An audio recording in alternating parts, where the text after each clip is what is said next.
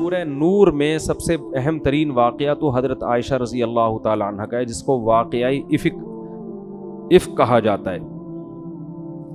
افک کہتے ہیں عربی میں جھوٹ کو۔ تو حضرت عائشہ رضی اللہ تعالی عنہ 5 ہجری میں نبی صلی اللہ علیہ وسلم نے سفر کیا تھا، ایک جھڑپ تھی، لڑائی تھی معمولی سی، تو جس کو غزوہ بنی مستلق کہا جاتا ہے، 5 ہجری کا واقعہ ہے۔ تو آپ نے قرآن اندازی کی کہ بھئی جس زوجہ کا نام آئے گا وہ میرے ساتھ سفر میں چلیں گے۔ جس آدمی کی زیادہ زوجات ہوں تو افضل ہے کہ قرآن اندازی کر لے یا ان کی باریاں لگا دے۔ تو امی عائشہ کا نام آیا، حضرت عائشہ رضی اللہ تعالی عنہ آپ کے ساتھ سفر میں گئیں۔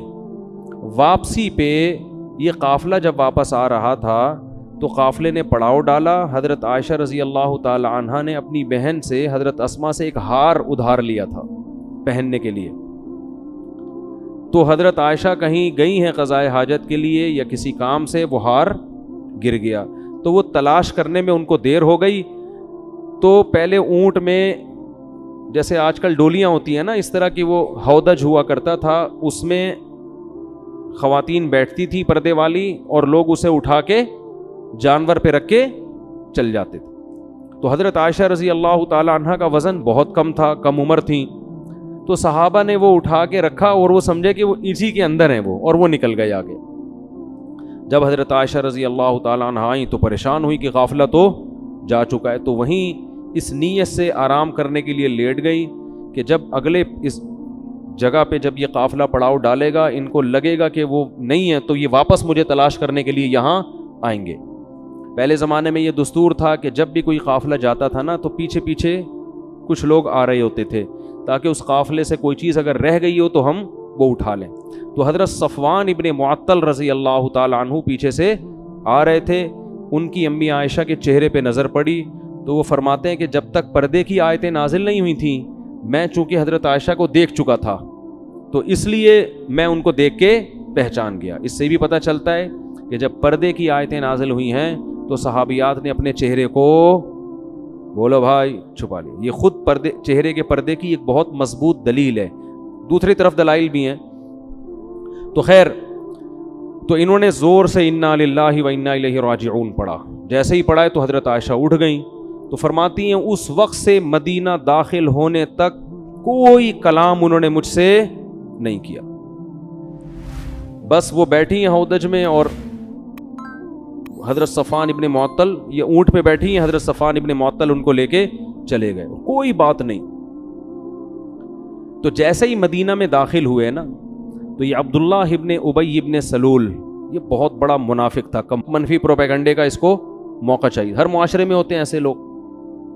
تو اس نے جب دیکھا کہ امی عائشہ ان کے ساتھ آ رہی حضرت صفوان ابن معطل، تو اس نے معاذ اللہ نقل کفر یہ پروپیگنڈا کرنا شروع کر دیا کہ اللہ معاف فرمائے، بولتے ہوئے بھی ڈر لگتا ہے کہ معاذ اللہ ان کے آپس میں معاذ اللہ نقل کفر ناجائز تعلقات ہیں، زنا کی تہمت لگائی، اور اتنا پروپیگنڈا کیا اس نے، اتنا پروپیگنڈا کیا کہ 3 صحابہ وہ بھی اس کے پروپیگنڈے میں آ گئے، حالانکہ وہ بدر میں شریک ہوئے تھے، مخلص تھے، 2 صحابہ اور 1 صحابیہ۔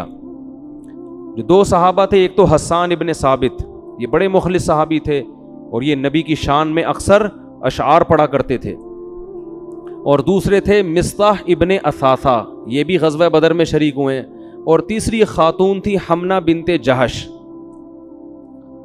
تو اتنا اس نے پروپیگنڈا کیا نا کہ یہ بھی اس میں مبتلا ہو گئے، حالانکہ یہ منافق نہیں تھے، وہ تو کمبخت تھا ہی، منافق مشہور تھا۔ حضرت عائشہ رضی اللہ تعالی عنہ سفر سے واپسی پہ بیمار تھیں، تھکاوٹ تھی، گھر سے نہیں نکلیں۔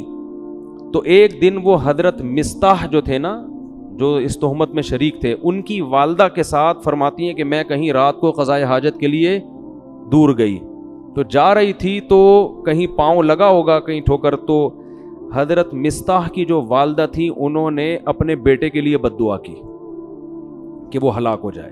تو یہ فرماتی ہیں کہ میں نے کہا کہ وہ بدری صحابی ہیں، کیوں ان کے لیے بد دعا کر رہی ہو؟ تو انہوں نے کہا کہ تمہیں پتہ نہیں ہے تمہارے بارے میں کیا مشہور کر دیا ہے۔ امی عائشہ کو اس وقت تک پتہ نہیں تھا، تو جب ان کو بتایا تو حضرت عائشہ رضی اللہ تعالی عنہا بہت زیادہ روئیں اور بیمار ہو گئیں گھر کے اندر، اور نبی صلی اللہ علیہ وسلم کو بھی اطلاع ملی کہ مدینہ میں اس قسم کی خبریں مشہور ہو گئی ہیں. تو آپ صلی اللہ علیہ وسلم بھی بہت زیادہ غمزدہ. تو میں بہت مختصر کر کے یہ واقعہ سنا رہا ہوں. تو جب نبی صلی اللہ علیہ وسلم حضرت عائشہ کے والدین کے گھر گئے, ان سے جا کے آپ نے بات کی کہ عائشہ, یعنی آپ بہت پریشان تھے, لیکن آپ نے خود اپنی زوجہ کی بشارت بیان نہیں کی کیونکہ آپ اس میں نیوٹرل رہنا چاہتے تھے. آپ نے حضرت عائشہ سے پوچھا کہ بتاؤ اصل معاملہ کیا ہے. تو حضرت عائشہ فرماتی ہیں کہ میں نے کہا کہ اگر میں یہ کہوں گی کہ میں بے گناہ ہوں تو لوگ میری بات پہ یقین نہیں کریں گے, اور اگر میں یہ کہوں گی کہ میں مجرم ہوں تو فوراً لوگ کیا کر لیں گے, یقین کر لیں گے. تو میں اس موقع پہ وہی کہوں گی جو یعقوب علیہ السلام نے اپنے بیٹے کے گم ہونے پر کہا تھا, فَصَبْرٌ جمیل, میرے پاس صبر کے علاوہ کوئی راستہ نہیں ہے. آپ صلی اللہ علیہ وسلم کو بہت تکلیف ہوئی اور آپ نے فرمایا کہ اس شخص نے, یعنی عبداللہ بن ابی کے بارے میں, کہ مجھے میری زوجہ کے بارے میں بہت شدید تکلیف کی ہے, بہت شدید تکلیف دی ہے. تو حضرت عائشہ فرماتی ہیں کہ مجھے یقین تھا کہ اللہ نبی کو میری براءت بیان کرے گا. اچھا, اس میں پھر یہ تفتیش جب شروع کی گئی ہے تو سب سے پہلے سوکنوں سے پوچھا جاتا ہے نا, کیونکہ سوکنے تو سوکن کے بارے میں اکثر منفی سوچ. تو جب امہات المومنین سے پوچھا گیا تو انہوں نے سختی سے انکار کیا. انہوں نے کہا کہ ہم نے عائشہ میں ایسی کوئی چیز نہیں پائی. سوکن ہونے کے باوجود انہوں نے گواہی دی. حضرت عائشہ کی خادمہ سے پوچھا گیا, انہوں نے کہا وہ تو اتنی غافل ہیں, لاؤبالی پن جو ہوتا ہے نا گھر میں, جو یعنی ایک بچپنا جو ہوتا ہے کہ بکری گھر میں گھس کے آٹا کھا کے چلی جاتی اور ان کو پتہ نہیں چلتا, ان کو ان چیزوں سے کیا دلچسپی. تو آپ صلی اللہ علیہ وسلم, بہت سارے صحابہ نے, حضرت عمر جب تھے, حضرت عمر سے جب پوچھا گیا یہ کیا معاملہ ہے تو فوراً بول پڑے, سبحانک ھذا بہتان عظیم. کہنے لگے سبحان اللہ, یہ تو بہت بڑا بہتان ہے. بہتان کہتے ہیں جو بالکل واضح جھوٹ ہوتا ہے نا, بہت بڑا, یہ تو بہت بڑا جھوٹ ہے, اس میں تفتیش کی کیا ضرورت ہے, یہ ہو ہی نہیں سکتا. تو نبی صلی اللہ علیہ وسلم جب بہت پریشان ہوئے, حضرت عائشہ کی بھی صبر کی انتہا ہو گئی.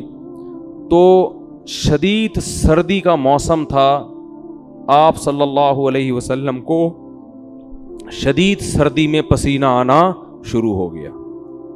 صحابہ کرام سمجھ گئے کہ آپ پر وحی نازل ہو رہی. صحابہ تو وحی پہ یقین کرتے تھے نا, یہ اللہ کا, کیونکہ ایسی کیفیت ہو جاتی تھی.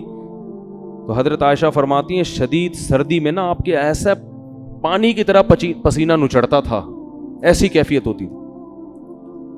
تو آپ صلی اللہ علیہ وسلم امی عائشہ کے گھر میں, اور آپ پر وحی آنا شروع, اور پورا رکوع 11 آیتیں نازل ہوئیں جس میں اللہ نے حضرت عائشہ رضی اللہ تعالی عنہا کی پاک دامنی کو بیان کیا.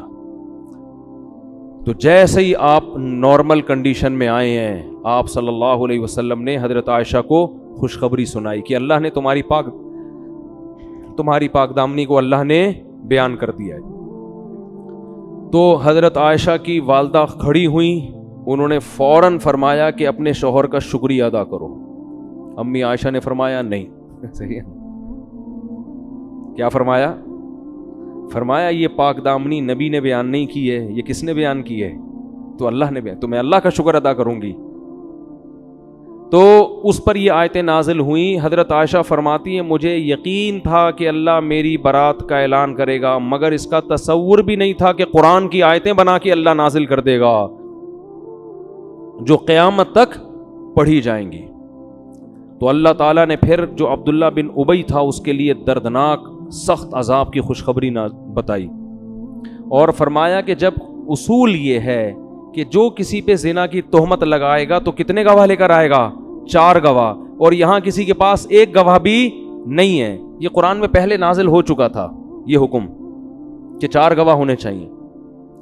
تو اب جو لوگ اس میں شریک تھے ان پہ حد قذف جاری ہوگی, اور ان کو 80 کوڑے لگائے گئے, جن میں 2 صحابی اور 1 صحابیہ اور عبداللہ بن ابی منافق, اس کو بھی 80 کوڑے لگائے گئے.